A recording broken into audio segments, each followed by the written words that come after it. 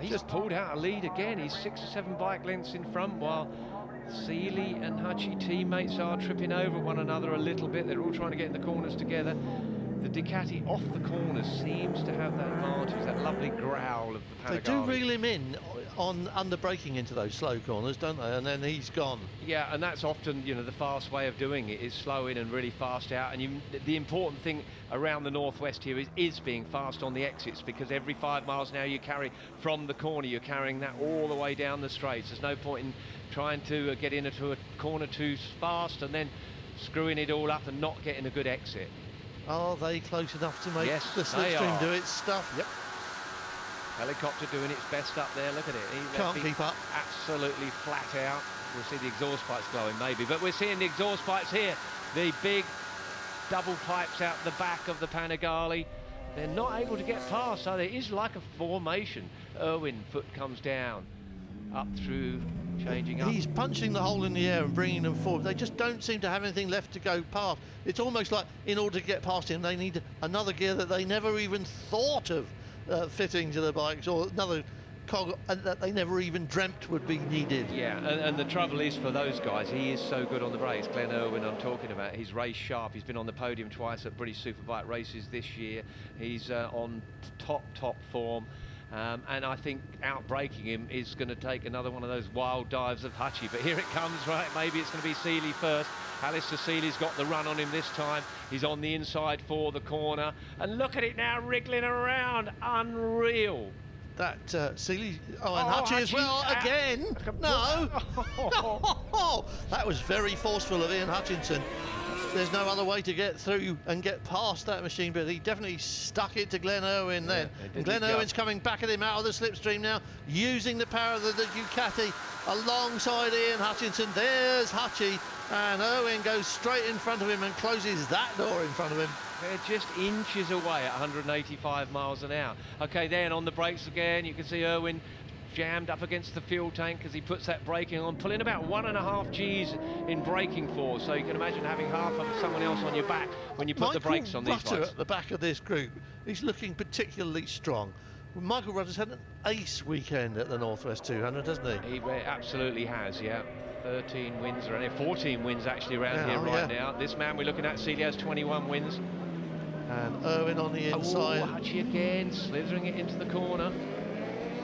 Seeley leads them over the coast road. Is this it? Is this the moment Seeley's been waiting for? Is this the moment where he goes, right, I'm free and clear, I'm going to break away now? Because that's how he likes to ride his races. Yeah, he's going to have to be very good on the coast road to do it, because I don't think there's any way he can pull away on the straights. And again, not even on the corners. Glen Irwin jams it down the inside. Did that work? That might be Seeley's chicane, but Glen Irwin's just taken charge of it. He's adopted it.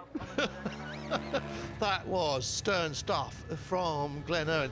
He is so determined, isn't he? We're looking at Derek Shields here, as you can see, and getting a good idea of just how much work is going into this if you're actually in the seat doing that. And just look at Glen Irwin. And I think Glen Irwin's worked it out. If there is any chance of any rain and a red flag, every time he leads over the start-finish line, if it goes back a lap, it's going to be his. I think that's what he's working out. You never really know. Look at the people stood there. They're clapping and cheering. Tear-offs come off, trying to get some clear vision. Michael Rutter and Dunlop are having a little dice of their own at the back. There's some serious talent at the front here. This is just extraordinary performance from Glen Irwin. He is a Superbike rookie around here, effectively. So few laps on that machine, and yet, look at the way he's riding. Look at the way Seeley's riding. He's making Seeley ride out of his skin, isn't he? Big black marks coming up the hill, black marks on the brakes, going down through the gears again, nipping through that chicane. Seeley nearly running into the back of it at that time. And again, Glen Irwin will punch it off that corner, using the drive and the grip. It's all very well having power, but you've got to have good electronics and good throttle feel, throttle connection. Seeley's gaining. Is he going to try and pass him before they get to station corner? They're not going to go through their tour abreast, I can assure you, and they don't. Seeley drops back. Look at the crowd are loving this, and so am I. And already Hutchie all but up the back of Michael Dunlop. And so Michael Dunlop moving forward, and Seeley still stuck behind Glen Irwin. I'm surprised all those people at station went running away then. Yeah, what I can tell you, the performance of these bikes, it's going to happen on the coast road, as it often does here at the Northwest 200. I don't see Seeley getting away. Each time he's trying it, Glen Irwin comes back at him, and unfortunately for him, he comes back at him on the coast road. They keep, as they do it again and again, and I mean, just look at this. They keep saying, oh, I knew if I was in the draft, it'd be all right, and we're planning to be here, there. And you're not planning anything here. They're scrapping. They're just racing and scratching and taking what they can when they can. And it's just going to go on like that until they run out of laps, and whoever's in front will be the winner. Yeah, absolutely right. I think the plans have all gone out the window. Michael Dunlop looking good. As I say, he's adapted to that bike. He's ridden so many different bikes around here. Last year he started here with a Yamaha, rode that for a few races and then switched back to the BMW, but he's ridden Hondas, all you name it, around this course. Okay, helicopter view. And this time around, Glen Irwin gets through the Mathis chicane first. Gets through without being attacked by a sliding Hutchie. There's no question that the tyres will be past their optimum right now. I know it's not a hugely long race, but tyres are best usually on the second lap. Here he comes, Seeley jamming it down the inside. They're neck and neck on the braking zone. Who dares wins? Who's going to break the latest? It's who's got the wheels on the ground. And round the outside, surely not. Oh, he does it. Just did not want to be beaten into that chicane, did he, Glen Irwin? Generally, you would say whoever's at the inside line's got the corner. Seeley had the track position, but Irwin had his eyes shut, I think. Yeah, Glen Irwin didn't know the rules. Down they come towards the Metropole. Now these two, it's a splinter group now. They've just about got away, I think, from Hutchie. What an extraordinary race this has turned out to be. It's been a long wait for the final race of the day here at the Northwest 200, but wasn't it worth waiting for? Hutchie with Michael Dunlop hunting him down. Seeley loves the coast road. He likes overtaking on these swooping corners.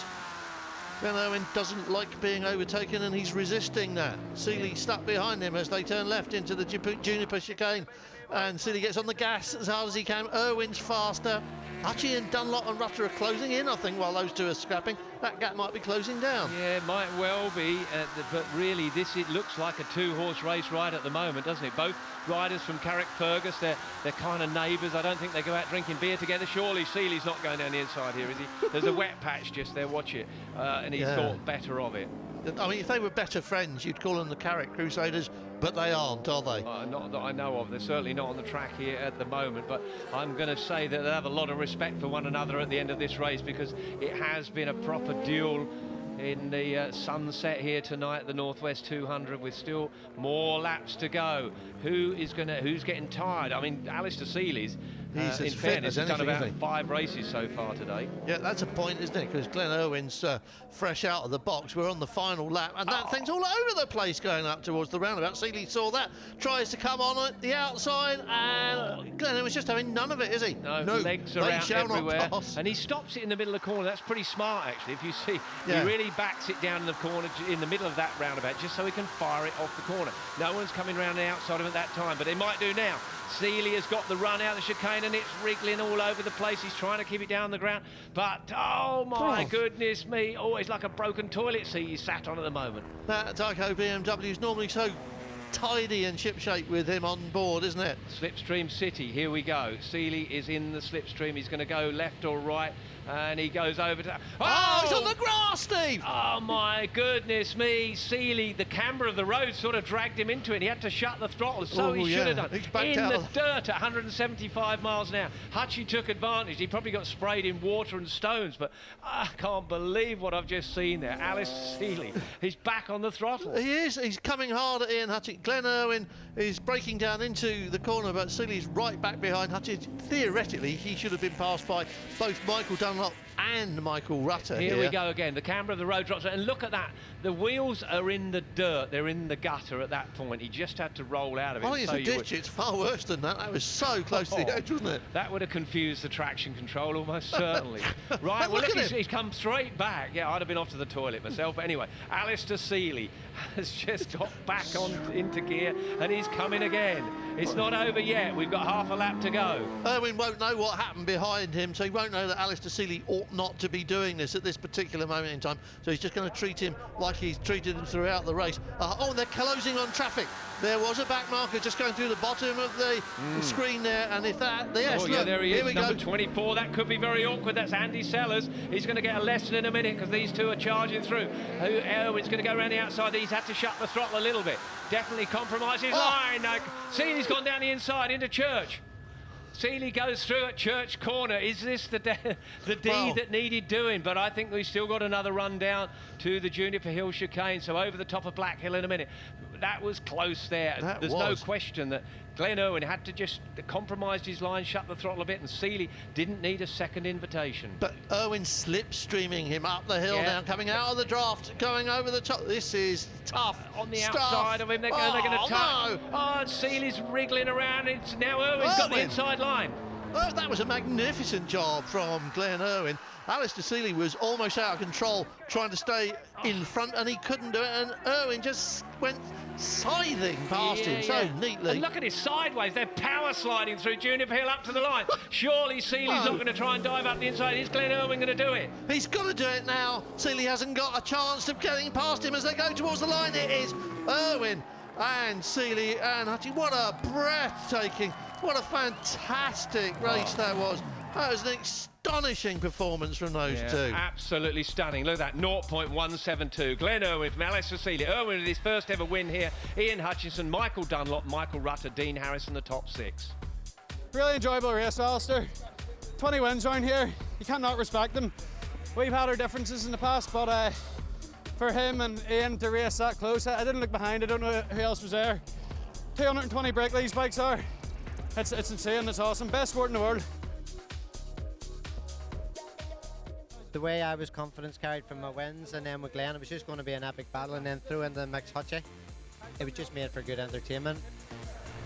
And that's exactly what it was. You could not ask for a better finale to a week of classic racing here at the Northwest 200. How do we follow that next year? No idea. But most of these riders will be back to try again, and Seeley looking for win number 22. Who can say?